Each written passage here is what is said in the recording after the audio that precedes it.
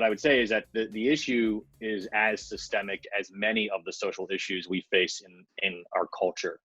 And 2020 has not been any exception to that rule. In fact, we are seeing that it's, the pandemic has exposed injustices and sort of the social fabric and lack thereof in some cases across the nation, right? Baltimore, for an example, you look at our friends in Minneapolis, and they went through a really tough time, a couple months ago with the uprising and some of the destruction of property there. Baltimore went through the same thing in 2015, right? So what the lessons that can be taken from everything, right? Sorry to tie this to the whole national picture as far as like everything that's going on, but what really can be extrapolated from that is that what's happening in Baltimore with the digital divide is happening in every major city.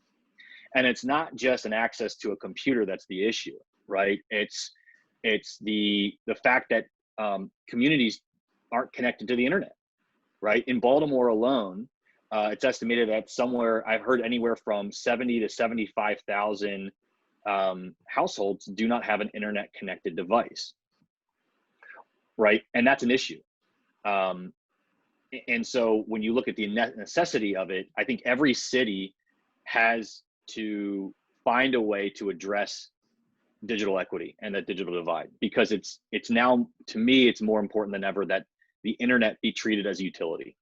It can still be delivered through public-private partnership, but people need it for essential learning. They need it for health information. They need it to pay their bills.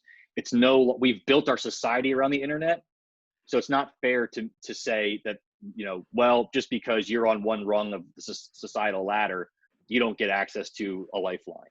So I think cities should look at what the Digital Equity Coalition is doing in those pillars, right? And try and break it down, right? It's connection, it's access to Wi-Fi, it's access to devices, it's access to digital literacy and training so people know how to use their devices, right? They may not feel comfortable paying their bills online, but they don't know, that's their only choice.